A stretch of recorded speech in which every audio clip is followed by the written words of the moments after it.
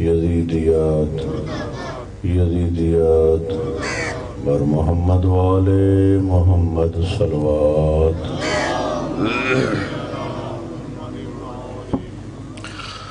لا حول ولا قوة إلا بالله العلي العظيم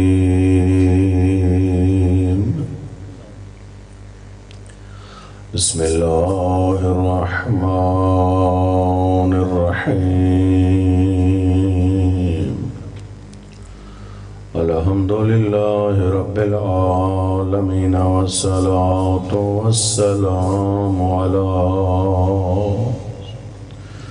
سيد الدارين جد الحسن والحسين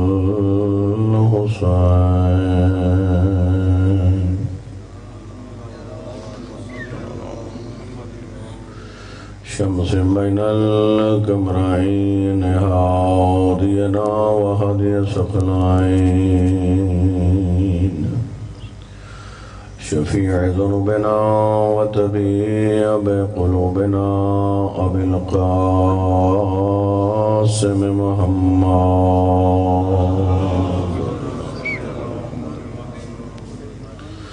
وعلى آل بيته الطيبين الطاهرين المعصومين المنتخبين المنتجبين المظلومين لا سيما على إمام زماننا الحجة ابن الحسن العسكري أبو الصلوات ورحمة الله على محبيهم ولعنة دائمة على أعدائهم أجمعين من يوم عداوتهم إلى قيام يوم الدين أما بعد فقد قال الله تبارك وتعالى في كتابه المجيد بسم الله الرحمن الرحيم إنما يريد الله ليذهب عنكم رجس أهل البيت ويطهركم تطهيرا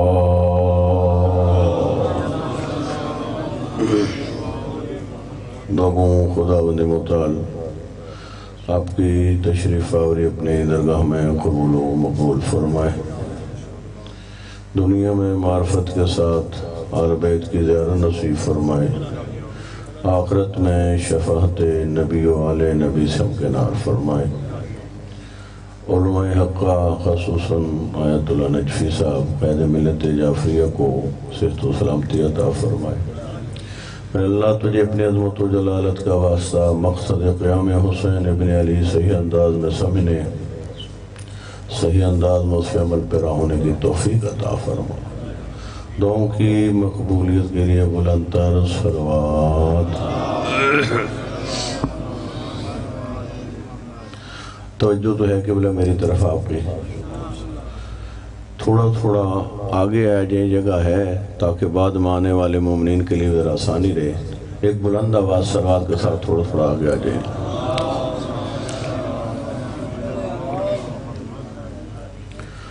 ارشاد رب العزت ہو رہا ہے انما یرید اللہ لیذھب عنکم رجس اہل البیت، بس اور بس ارادہ پروردگار یہ ہے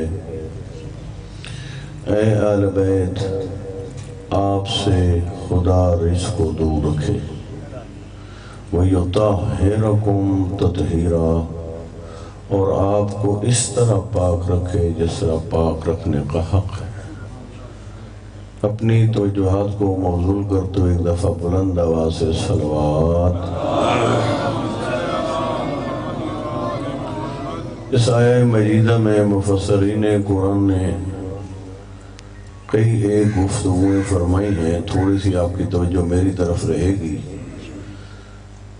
تو اسی ترتیب کو مد نظر رکھ کر تھوڑی سی گفتگو آپ کے اذان عالیہ کے حوالے کرتے ہیں۔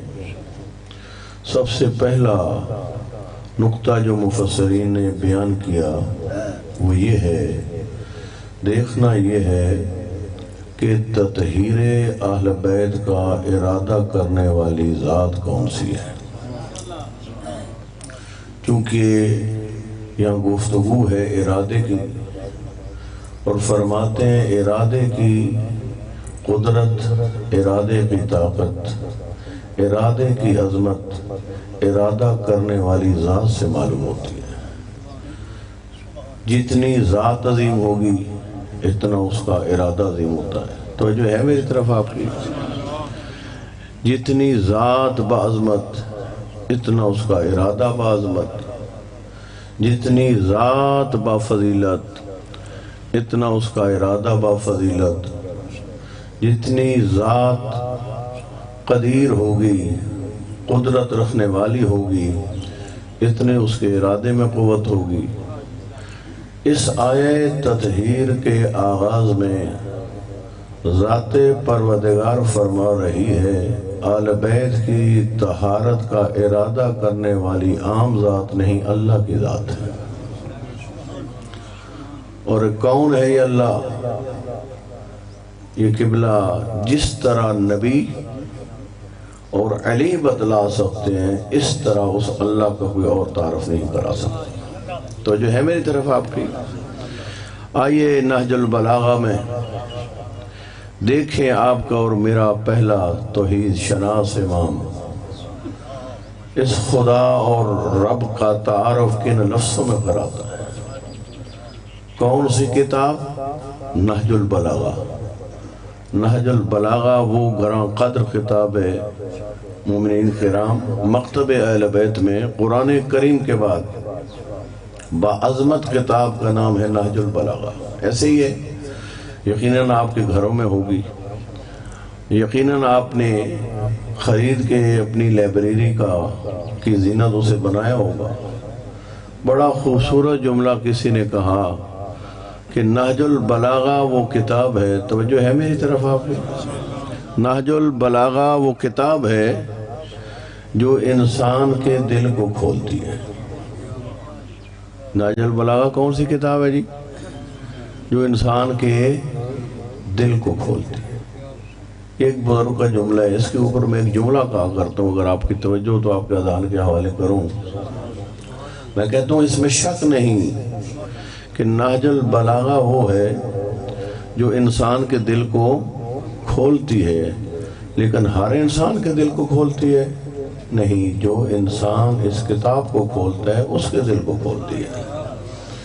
میں خوبصورت ٹائٹل دے کر، میں خوبصورت ورق دے کر، میں خوبصورت چاپ دے کر پیسے بھی لگاتا ہوں جذبے کے ساتھ، اور لا کے اپنی کتابوں کی زینت بنا دیتا ہوں لائبریری کی، اور خبر ہی نہیں ہے علی ولی نے آغاز کہاں سے کیا، اختتام کس بات پہ کیا، کس کس موضوع کو علی ابن ابی طالب نے اس گراں قدر کتاب میں بیان کیا۔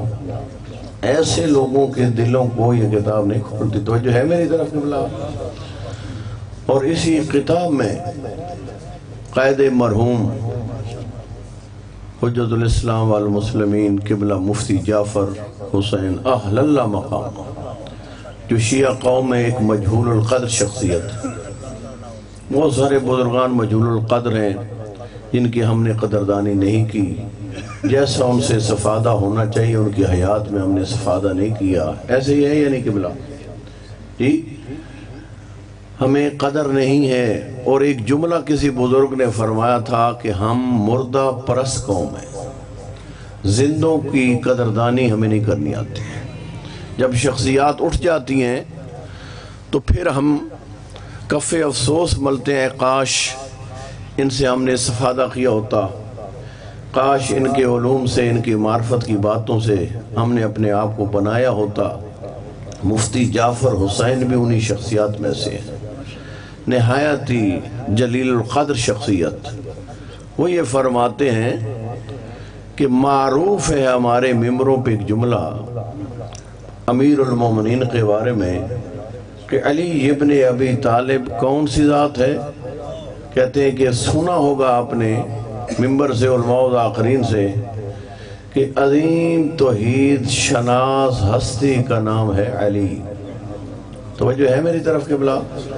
عظیم توحید شناس ہستی کا نام ہے علی، لیکن مفتی جعفر حسین اہل اللہ مقامہ فرماتے ہیں کہ نہج البلاغہ کو پڑھنے کے بعد میں امیر المومنین کے بارے میں لفظوں کو تبدیل کرنا چاہتا ہوں۔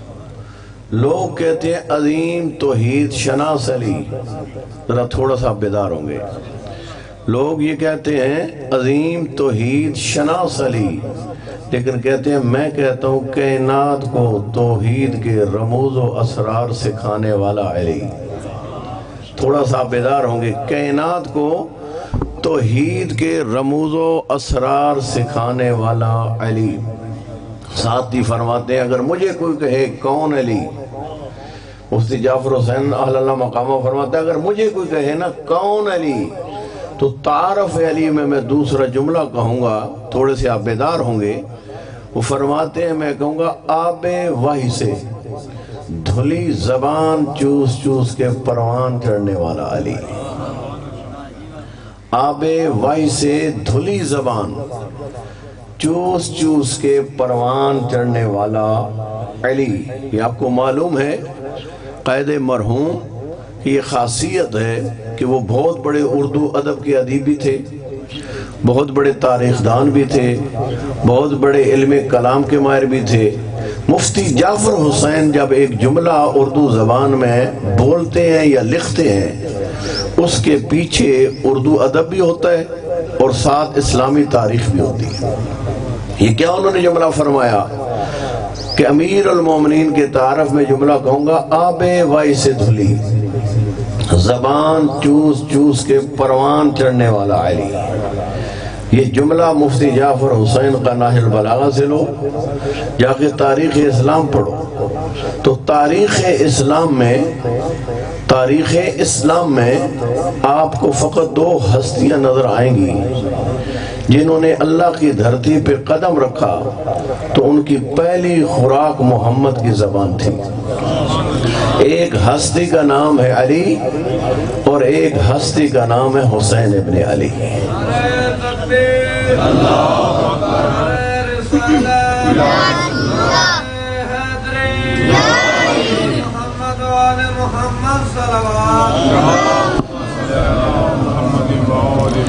اتنی گراں قدر خطاب میرے آقا علی کی پوری زندگی گزری توحید کے پرچار میں، لیکن آج بھی کلام علی دنیا کو مسلسل ہدایت دیتا ہوا نظر آتا ہے۔ قبلہ ہم نے قدردانی نہیں کی اس عظیم سرمایہ کی، لیکن ایک عیسائی شخص ہے، عیسائی شخص کہتا ہے میں نے نہج البلاغہ کے ایک خطبے کو 100 سے زیادہ مرتبہ پڑھا۔ نہج البلاغہ میں ایک خطبے امیر المومنین کو کتنی مرتبہ؟ 100 سے زیادہ مرتبہ پڑھا۔ اور جملہ سنیے اس کا، کہتا ہے جب بھی میں نے علی کے اس کلام کو پڑھا علی مجھے نیا پیغام دیتا ہوا نظر آیا۔ جب بھی میں نے علی ولی کے اس کلام کو پڑھا علی ولی نے مجھے ایک نیا پیغام دیا۔ ایران سے ایک مجتہد اپنے علاج معالجے کے لیے لندن تشریف لے کے آپریشن تھا ان کا، تو وہاں پہ ایک عیسائی پروفیسر جس نے نہج البلاغہ عربی میں نہیں انگلش میں ٹرانسلیشن ہوا، تو جو ہے میری طرف انگلش میں ٹرانسلیشن ترجمہ اسی نہج البلاغہ، وہ اس کے ہاتھ لگ گیا اور وہ کلام علی پڑھ کے، ذرا جملے پہ غور کیجئے گا، ایک غیر مسلم کلام علی پڑھ کے علی کا عاشق بن گیا۔ ایک ہم ہے نا عاشقان علی ماشاءاللہ، نہ کلام سے سروکار نہ علی ولی کے کردار، پریشان تو نہیں ہو گئے آپ لوگ؟ نہ علی ولی کے کردار سے ہمارا سروکار، ہم سمجھتے ہیں کہ علی سے سروکار رکھنے کے لیے یہی کافی ہے کہ نام علی زبان پہ جاری کر دو، کام علی اسے ہم سے ہمارا سروکار نہیں۔ لیکن یہ شخص غیر مسلم علی کا عاشق بنا کلام علی پڑھ کر، اور نہج البلاغہ کا ترجمہ پڑھ پڑھ کے تھکتا نہیں، اسے علم ہوا جس کلام کو تو پڑھ پڑھ کے تھکتا نہیں، اسی صاحب کلام کے مکتب سے تعلق رکھنے والا ایک مجتہد لندن میں آیا ہے، وہ واسطے سے ٹائم بنا کے پہنچا اور ادھر سے مجتہد کو بھی تعارف کرایا گیا، حضور یہ ہم شیعوں کی طرح نہیں، یہ غیر مسلم ہے، علی کا کلام پڑھ پڑھ کے علی کا عاشق بنا ہے، وہ آپ سے ملنا چاہتا ہے۔ فرمایا لے آئیے میرے پاس اس کو۔ لایا گیا، اس پروفیسر کو، عیسائی تھا مکتب کے اعتبار سے، دین کے اعتبار سے، جب لایا گیا تو اس مجتہد نے پوچھا حضور آپ نے اس صاحب کلام کو کیسا پایا، اس صاحب کلام کو کیسا پایا؟ کہتا ہے میں نے نہج البلاغہ کو پڑھ پڑھ کے اس صاحب کلام کے سامنے سر تسلیم خم کر دیا، پڑھ پڑھ کے نہج البلاغہ کو میں نے اس صاحب کلام کے سامنے سر تسلیم خم کر دیا۔ اب میں اس کو اپنا راہبر و رہنما مانتا ہوں کہ اگر انسانیت کسی نے سیکھنی ہے تو اسے در علی پہ جھک جانا چاہیے۔ یہ جملہ کہا، یہ پروفیسر کہتے ہیں کہ جب میں نے دیکھا کہ یہ مولا علی کا اتنا بڑا عاشق بن چکا ہے کلام علی پڑھ پڑھ کے، تو فوراً میرے ذہن میں کوئی بات نہیں آئی۔ کہتے ہیں میں نے ذات پروردگار کی طرف وہاں ہی بیٹھ کر رجوع کیا، میرے پروردگار، اے میرے پروردگار، یہ تیرے عظیم عبد علی ابن ابی طالب کے دروازے پہ جھک چکا ہے، کوئی ایسے جملے کا الہام کر میں علی کے ذریعے سے تجھ تک پہنچاؤں، تو جو ہے میری طرف کے بلا کہ ایسے جملے کا الہام کر کہ میں اسے علی مولا کے واسطے سے ذریعے سے اسے کہاں تک پہنچاؤں، اے میرے اللہ تجھ تک پہنچا دوں۔ اور کہتے ہیں کہ یقیناً زبان تو میری تھی لیکن کاملاً ایک الہامی جملہ تھا جو میں نے اس پروفیسر کو کہا، میں نے کہا حضور آپ اس ہستی کے سامنے سر تسلیم خم کرتے ہیں؟ کہتے ہیں جی اس میں شک نہیں، کلام علی پڑھ پڑھ کے میں سر تسلیم خم کرتا ہوں اس ہستی کے سامنے۔ تو کہہ رہے ہیں میں نے پلٹ کے کہا کہ عالم اسلام میں ایک اور ہستی بھی ہے، تھوڑا سا بیدار ہوں گے، عالم اسلام میں ایک اور ہستی بھی ہے جس کے سامنے صاحب نہج البلاغہ بھی سر بے سجود ہوتا ہے۔ عالم اسلام میں ایک اور ہستی بھی ہے جس کے سامنے صاحب نہج البلاغہ سر بے سجود ہوتا ہے، سجدے کر کر کے تھکتا نہیں۔ سنیے کتنا معرفت علی میں ڈوبا ہوا تھا یہ عیسائی، پلٹ کے کہتا ہے حضور اگر یہ صاحب کلام یعنی امیر المومنین، اگر یہ صاحب کلام کسی کے سامنے سر بے سجود ہوتا ہے تو واقعاً وہ ذات پھر لائق سجدہ ہے۔ اللہ اکبر، اللہ اکبر، یہ بھی ایک انداز ہے معرفت کا۔ خدا کی معرفت حاصل کر کے لوگ رسول تک آئے، رسول کی معرفت حاصل کر کے لوگ علی تک آئے۔ ایک یہ انداز ہے لوگوں کا، ایک یہ برعکس بھی انداز ہے، لوگ جھکے عظمت علی کے سامنے، اور علی کی عظمتوں کو دیکھ کر دنیا رسول تک بھی پہنچی، خدا تک بھی پہنچی۔ اسی لیے تیرا اور میرا آقا علی کہتا ہے انا آیت اللہ العظمیٰ، او دنیا والو یاد رکھو اللہ کی سب سے بڑی نشانی اس دھرتی پہ میں علی ہوں، اور نشانی کا کام ہوتا ہے ہمیشہ منزل کا نشان دینا، اور وہ نشانی تے خدا کی ہر مرلے میں علی ولی دنیا کو خدا کی طرح متوجہ کرتے ہوئے نظر آئے۔ اور آئیں نہج البلاغہ کے اندر تیرا اور میرا آقا علی دین خدا میں اللہ کی معرفت کا مقام اور مرتبہ کیا ہے، اپنے خطبہ توحیدیہ کے اندر میرا اور آپ کا آقا علی کیا بیان فرماتا ہے۔ لیکن یہاں میں ایک جملہ کہے بغیر آگے نہیں جا سکتا۔ میں یہ جملہ کہا کرتا ہوں، شیعہ جتنا فخر و ناز کر سکتے کر، تیرے پاس معارف اہل بیت، تیرے پاس معارف توحید کے وہ ٹھاٹھے مارتے ہوئے سمندر علی مرتضیٰ کے خطبہ توحیدیہ ہوں، یا تیرے اور میرے چوتھے امام سید سجاد کی دعاؤں کا وہ مجموعہ ہو، ایسے گراں کر سرمائے تیرے پاس موجود ہیں۔ میں پوری گارنٹی کے ساتھ ایک جملہ کہہ رہا ہوں، تیرے پاس تو پوری کتابیں معرفت توحید پہ موجود ہیں، اپنے معصوم ائمہ کے کلام کی صورت میں، لیکن دوسرے مکتب نے اپنے امام تو بنائے، لیکن کسی کے پاس ایک جملہ بھی اتنا معرفت والا موجود نہیں۔ یہ تیرا فخر و ناز ہے جو آپ کو خداوند متعال نے عطا کیا ہے۔ میرا آقا ہر شخص نے اپنے اپنے رنگ میں دین مبین اسلام میں توحید کی معرفت کو پیش کیا، لیکن میں کہتا ہوں علی تھے با کمال۔ اگر علی معرفت توحید دے گا تو وہ بھی با کمال ہوگی۔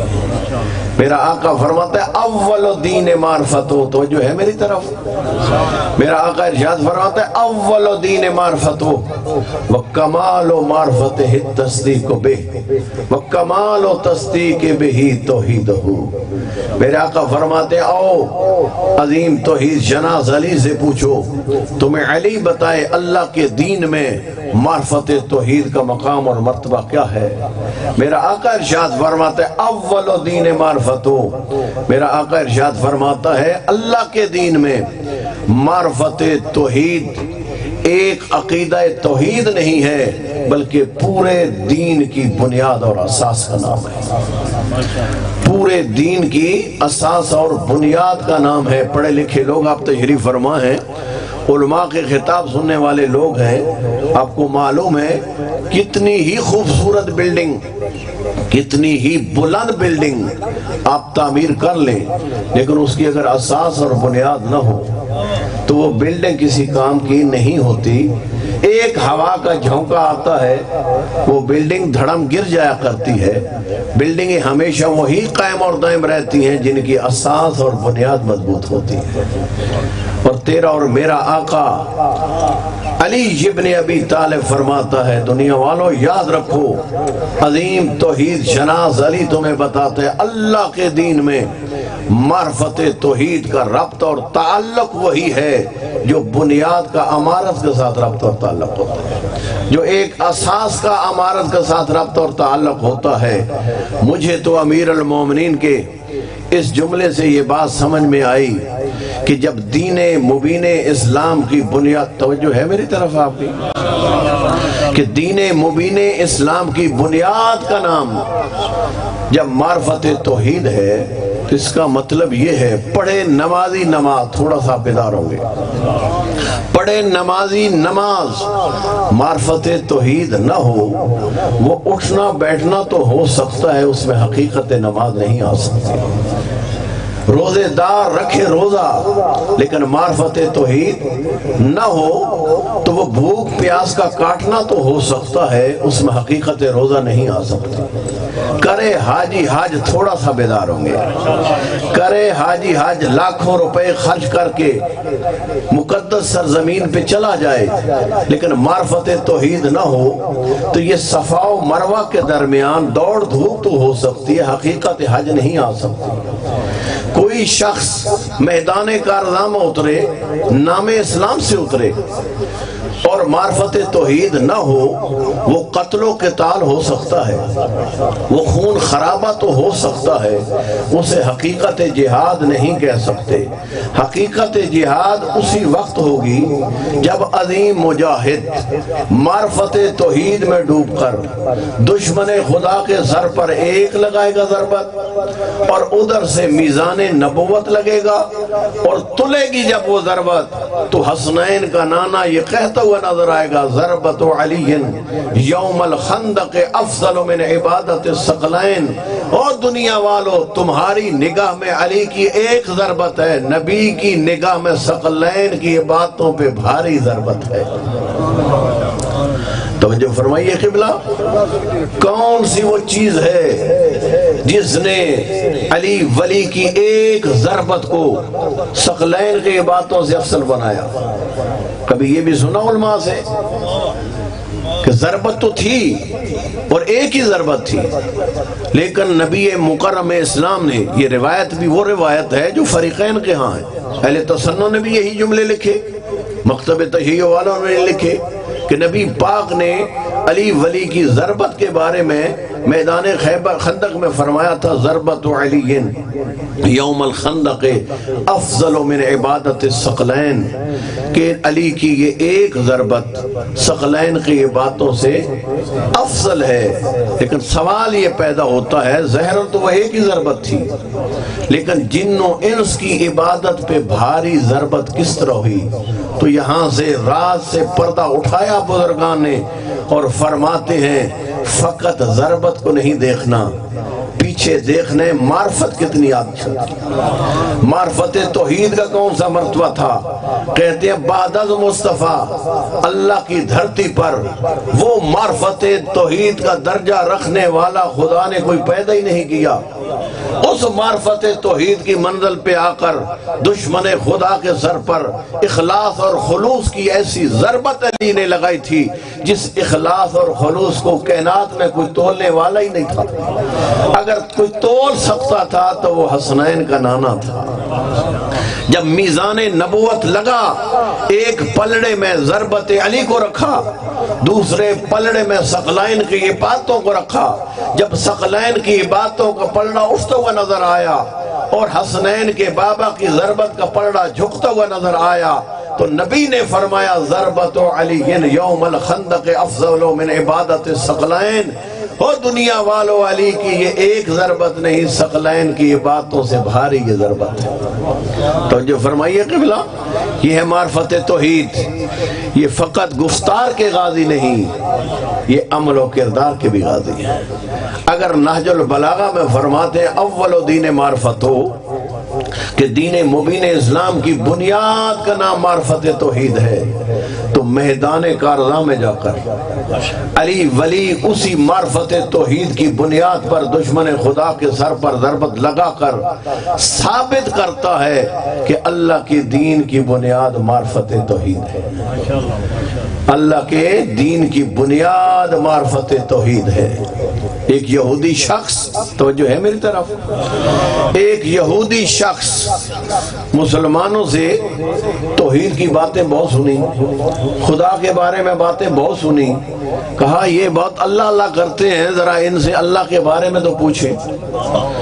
یہ فقط اللہ اللہ کی تسبیحاں پڑھ لینا کافی نہیں، بے شک اللہ کا جتنی مرتبہ زبان پہ نام جاری کیا جائے اتنا زیادہ ثواب ہوتا ہے.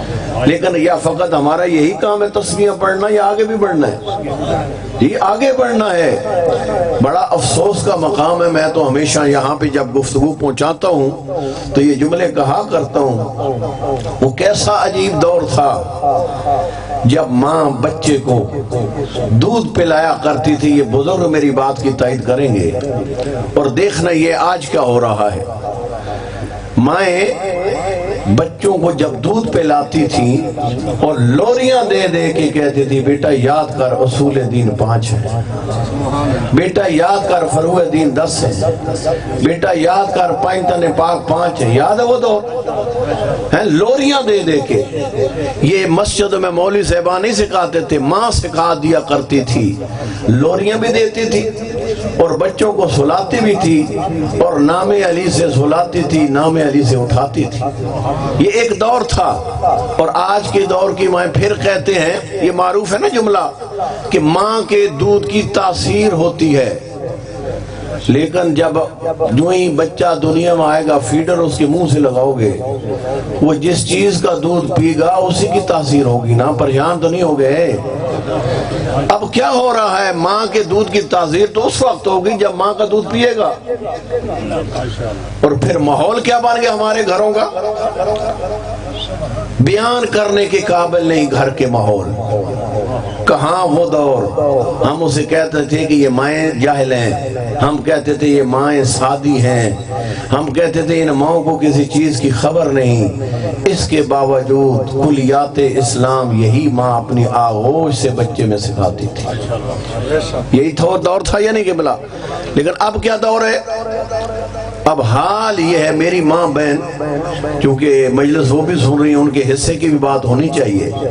آج دور یہ ہے، سب سے پہلے تو دودھ پلانے کا وقت نہیں ہے ماں کے پاس، فوراً فیڈر لگا دینا ہے، اور دوسرا چونکہ بچہ روتا ہے، آپ کو پتہ ہے بچے کی فطرت ہے، اور رونا علامت بھی اس کی حیات کی ہوتا ہے یا نہیں جی؟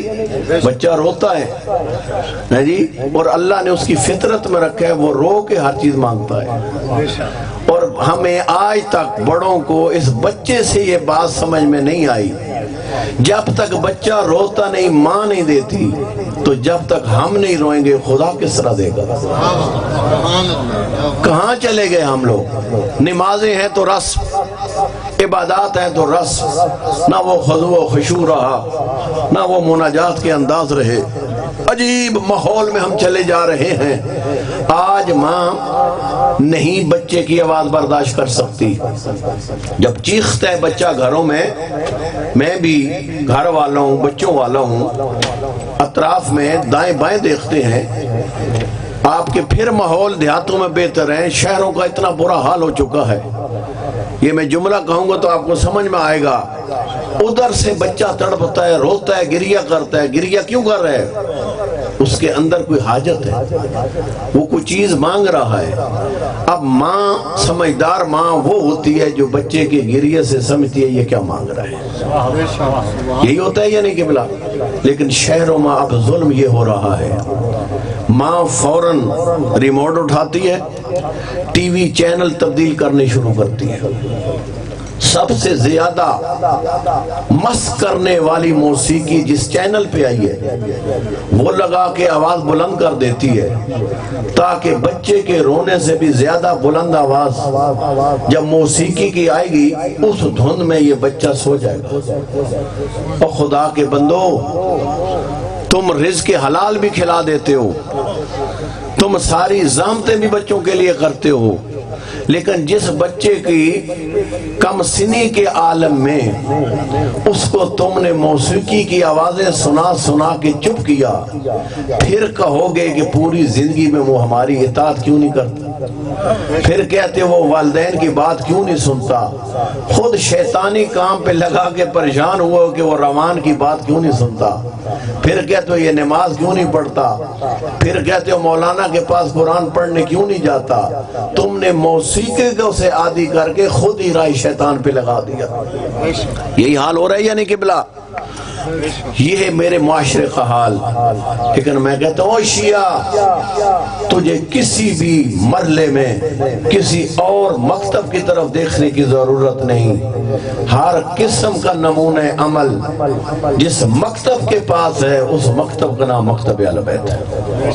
تو جو ہے میری طرف قبلہ، اس مکتب کا نام مکتب اہل بیت ہے، ہر قسم کا نمونہ عمل تیرے پاس موجود ہے، لہذا اور کوشش کرو اپنے گھروں کے ماحول ہم ایسا بنائیں جیسا اہل بیت چاہتے ہیں۔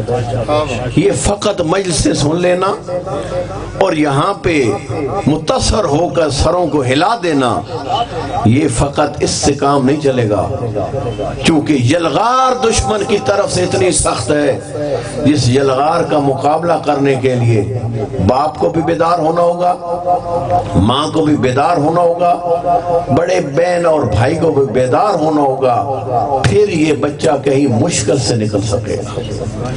ذرا ان چیزوں کی طرف توجہ کرو، خواب غفلت سے بیدار ہو جاؤ اور اپنے معاشروں کو درست اس راستے پہ گامزن کرو جو راستہ ہمارے لیے متعین کی ہے علی نے اور اولاد علی نے۔ توجہ فرمائیے قبلہ یا نہیں؟ یہ وہ چیزیں ہیں جن کی طرف ہماری توجہ ضروری ہے، اور تمام چیزوں میں میں سے سر فہرست جو چیز ہے وہ ہے معرفت توحید۔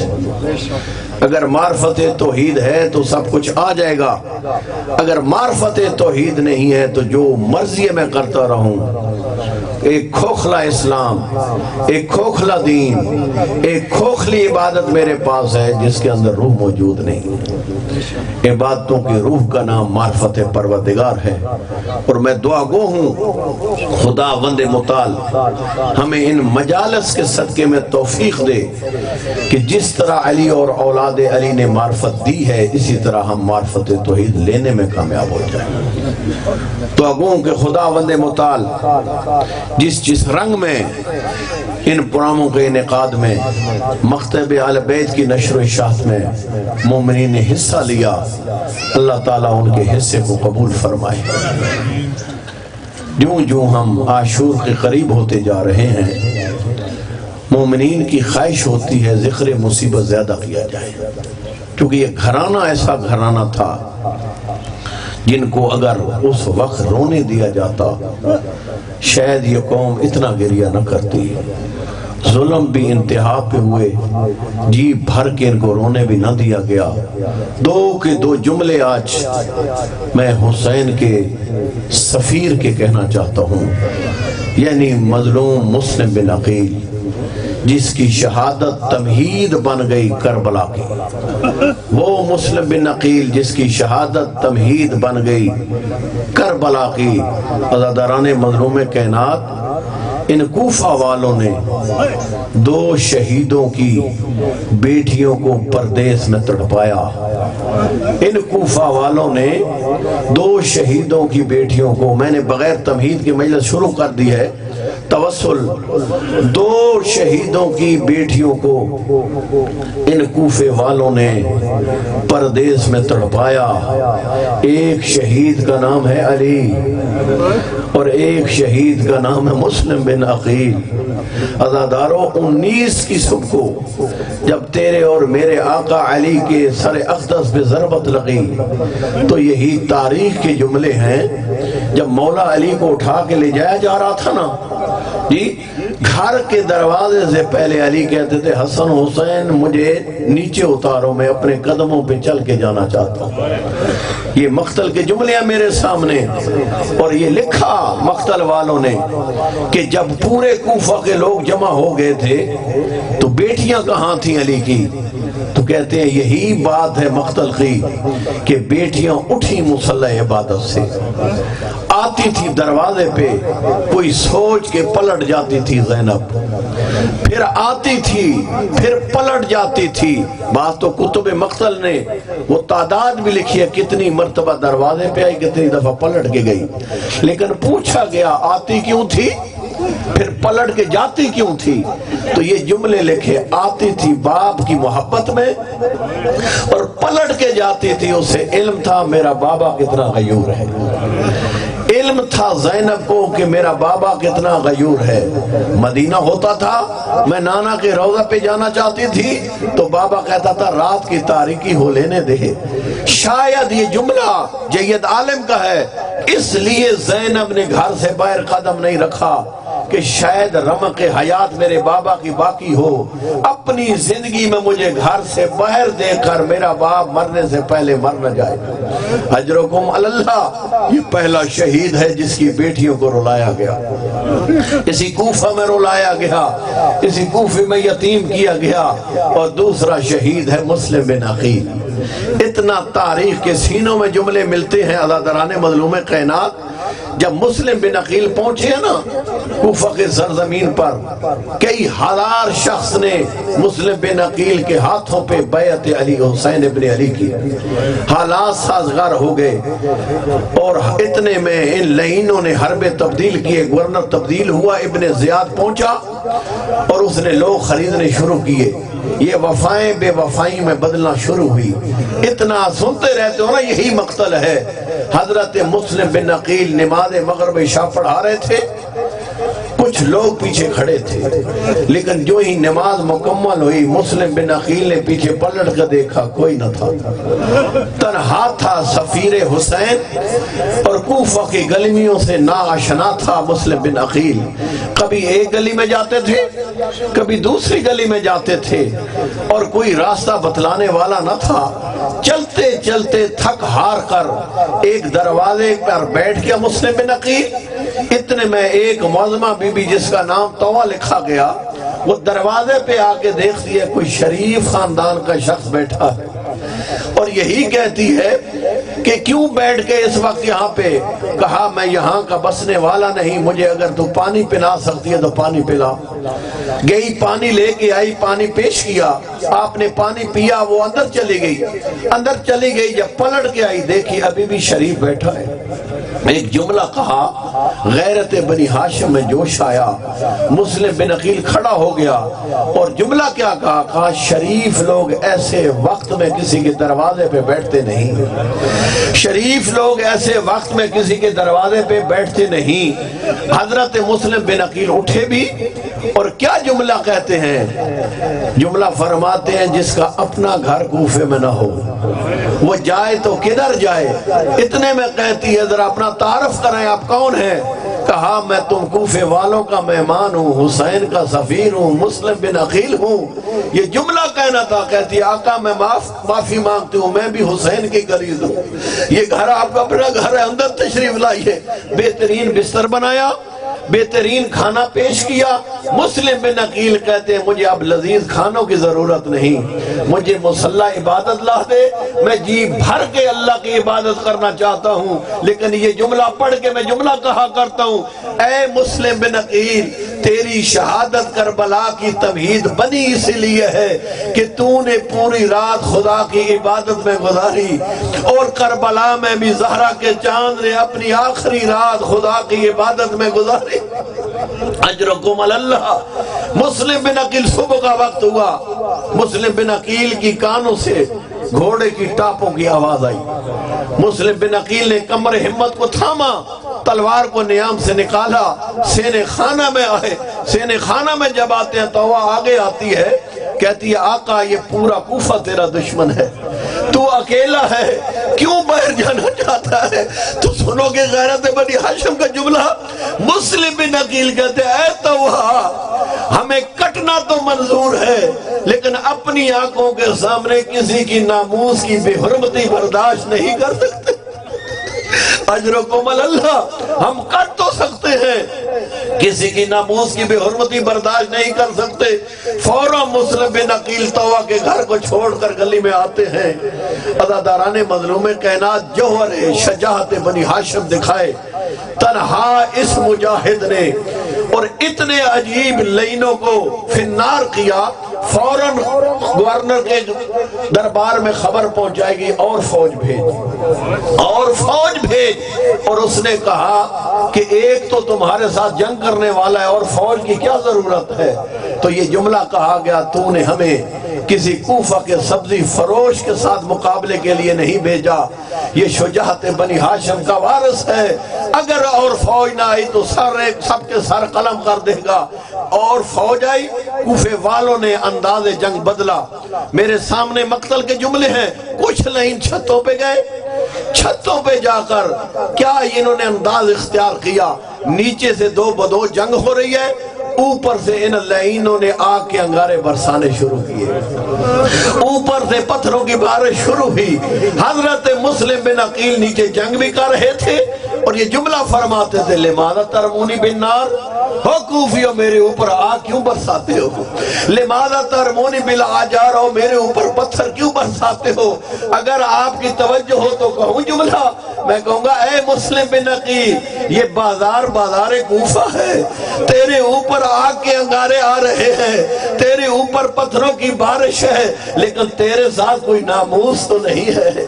اور میرا سلام غیرت سجاد پر جو اسی کوفہ میں آیا، اوپر پتھروں کی بارش تھی اور روتا تھا سجاد، اور زینب کبریٰ کہتی تھی سجاد بازاروں میں مرد اسی طرح روتے ہیں، اور میرا لال جس طرح تو رو رہا ہے رو رو کے کہتا تھا پھوپھی اماں میرا بھی ایک سوال ہے، ذرا یہ بتا بازاروں میں پردہ دار بیویاں اجرکم اللہ، انداز بدلا، مسلم بن عقیل زخمی ہوئے، گرفتار ہو گئے، لے جایا جا رہا تھا مسلم بن عقیل کو دربار کی طرف، عجیب مقتل جملے پیش کرتی ہے، بے بس ہو کے مسلم بن عقیل نے رونا شروع کیا، بے بس ہو کے مسلم بن عقیل نے رونا شروع کیا۔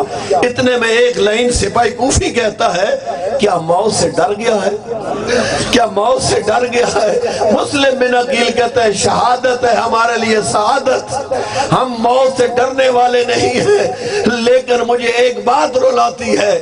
کہا کون سی بات؟ کہتے ہو کوفیو تمہاری وفاؤں کو دے کر میں بطول کے چاند کو خط لکھ چکا ہوں کہ آج حالات سازگار ہیں، تمہیں علم نہیں حسین اکیلا نہیں آ رہا، ساتھ زینب جیسی بہنیں بھی لا رہا، حسین اکیلے نہیں ساتھ زینب جیسی بہنیں بھی لا رہے ہیں۔ دربار آیا اور فوجی کھڑے ہوئے، مسلم بن عقیل تنہا کھڑے ہیں، اتنے میں سپاہی نے سلام کیا ابن زیاد کو اور کہتے ہیں اے مسلم بن عقیل تم بھی وقت کے امیر کو سلام کر۔ اتنا مقتل جملہ کہتی ہے بے شک تنہا تھا، زخمی تھا، خون ہونٹوں سے جاری تھا، سینہ تان کے دربار میں اکیلے کھڑے ہو کر کیا جرت کا اعلان کیا، لیس لی امیر سوى الحسین، اس اللہ کی دھرتی پر میرا ایک ہی امیر ہے، وہ بطول کا چاند حسین ہے، میں کسی اور کو سلام نہیں کر سکتا۔ اتنے میں ابن زیاد کہتا ہے اس میں اتنی جرت ہے سلام نہیں کرتا، فوراً لے جو اس کو دارالامارہ پر، اور جلاد کو حکم دیا سر قلم کر دو۔ عزاداران مظلوم کائنات، مظلوم کو لے جایا گیا اوپر اور اس جلاد نے ایک ظلم کا وار کیا، اس جلاد نے ایک ظلم کا وار کیا، اتنا مقتل کہتی اب تن اطہر اوپر تھا، سارے مقدس زمین پہ گرا، لیکن مقتل میں یہ جملہ موجود نہیں، پیشانی لگی آگے یا رخسار انور لگے یہاں پہ آگے، اتنے میں لاش بھی آگے گری۔ اور عزاداروں میں ایک سوال کر سکتا ہوں، ذرا یہ تو بتاؤ یہ دن کون سے تھے؟ کوئی یہ تو مجھے بتائے یہ دن کون سے تھے؟ کوفہ کے مسلمان عید کی خوشیوں میں مصروف تھے، اور مقتل کا یہ جملہ ہے مسلم بن عقیل کے پاؤں میں رسیاں ڈال کر کبھی کوفہ کی ایک گلی میں کبھی کوفہ کی دوسری گلی میں لے جایا جا رہا تھا۔ ادھر سے بطول کا چاند مکہ سے سفر شروع کر کے منزل سالبیہ پہ پہنچا، کوفہ کی طرف سے دو آتے ہوئے شخصوں کو دیکھا، حسین نے کہا عباس و اکبر رک جاؤ، یہ کوئی کوفہ والا آ رہے ہیں، میں ان سے خبر لوں اپنے سفیر کی۔ جو ہی پہنچے میرے آقا فرماتے ہیں مجھے خبر دو حالات کوفہ کی۔ اور کوفے والوں، اتنے میں یہی مقتل کا جملہ ہے، کوفے والوں نے ایک دفعہ حسین کو دیکھا، ایک دفعہ حسین کے ساتھیوں کو دیکھا، اور آگے کہتے ہیں آقا خبر عجیب ہے، بتائیں ان کے سامنے آپ کو خبر دیں یا آپ کو تنہائی میں خبر سنائیں؟ حسین نے ایک دفعہ عباس و اکبر کو دیکھا، حسین نے ایک دفعہ اصحاب کو دیکھا، اور ٹھنڈی آب بھر کے بطول کا چاند کہتا ہے اب میرا کوئی راز نہیں رہا، اب میرا کوئی راز نہیں رہا، جو بھی خبر لائے انہی کے سامنے مجھے سناؤ۔ اتنے میں یہ کہتے ہیں آقا جب ہم کوفہ سے نکل رہے تھے تیرا سفیر شہید ہو چکا تھا، اور اسے لاوارث سمجھ کر اور اسے بے وارث سمجھ کر اس کے پاؤں میں رسیاں ڈال کر کبھی ایک گلی میں کبھی دوسری گلی میں پھرایا جا رہا تھا، بے بس ہو کے رویا حسین۔ میں کہوں گا مسلم بن عقیل تیری شہادت عالم غربت میں ہوئی، کوفہ میں تیرے اوپر کو گریہ کرنے والا نہ تھا، کتنا خوش نصیب ہے، سب سے پہلی آنکھ جو تیرے اوپر روئی وہ حسین کی آنکھ تھی۔ حسین نے اصحاب کے خیموں کو چھوڑا، مستورات کے خیموں میں آئے اور فرماتے ہیں ذرا سینوں پہ ہاتھ رکھو چھوٹی چھوٹی اولاد والو، اتنا مقتل کا جملہ ہے۔ میرا آقا فرماتا ہے زینب بہن ذرا مسلم بن عقیل کی بیٹیوں کو لا، مسلم بن عقیل کی بیٹیوں کو لایا گیا، میرے آقا نے اپنی آغوش میں بٹھایا اور شفقت و محبت کرنا شروع کی۔ علی کی نواسیاں تھی نا، سمجھ گئی، کہتی ہیں ماموں آج انداز شفقت بدل گیا ہے، نانو آج انداز محبت بدل گیا ہے۔ اتنے میں میرا آقا حسین کہتا ہے اے مسلم بن عقیل کی بیٹی ہو، آج کے بعد تمہارا باپ مسلم نہیں میں حسین ہوں۔ لیکن مقتل یہ کہتا ہے میں نے مجلس تمام کر دی، یہ سکینہ منظر دیکھ رہی تھی جب کوئی یتیم ہوتا ہے اس کے سر پر کس طرح شفقت کا ہاتھ رکھا ہوتا ہے۔ ہائے شام غریبہ آئی، ادھر سے کوفی اور شامی خیموں میں آئے، سکینہ یہ سوچ رہی تھی شاید میرے ذات کوئی شفقت کا ہاتھ رکھنے والا ہو، لیکن باپ کے قاتل کا ہاتھ تھا، سکینہ کے رخسار پہ تماچے تھے۔ اللہ لعنت اللہ علی قوم ظالمین وَسَيَعْلَمُ الَّذِينَ ظَلَمُوا أَيَّ مُنْقَلِبٍ يَنْقَلِبُونَ۔ میرے اللہ تجھے اپنی عظمت و جلالت کا واسطہ ہمارے ٹوٹے پھوٹے الفاظ کو درجہ قبولیت عطا فرما۔ میرے اللہ تجھے اپنی عظمت و جلالت کا واسطہ بہنوں کو کردار زینب کبریٰ عطا فرما، ماؤں کو کردار زہرا عطا فرما، بیٹیوں کو کردار سکینہ عطا فرما، بھائیوں کو کردار عباس عطا فرما، دوستوں کو کردار حبیب ابن مظاہر عطا فرما۔ امام زمانہ کے ظہور میں تعجیل فرما، آقا کے قدموں میں جام شہادہ نوش کرنے کی توفیق عطا فرما۔ جو گودیں اولاد نرینہ سے محروم ہیں حضرت رباب کی بے موسمی اجڑی گود کا واسطہ ان گودوں کو اولاد نرینہ سے آباد فرما۔ جن کو اولادیں دی ہیں ان کو سیرت اہل بیت کی روشنی میں تربیت دینے کی توفیق عطا فرما۔ میرے اللہ حق سمجھنے، حق بولنے، حق پہ عمل پیرا ہونے کی توفیق عطا فرما۔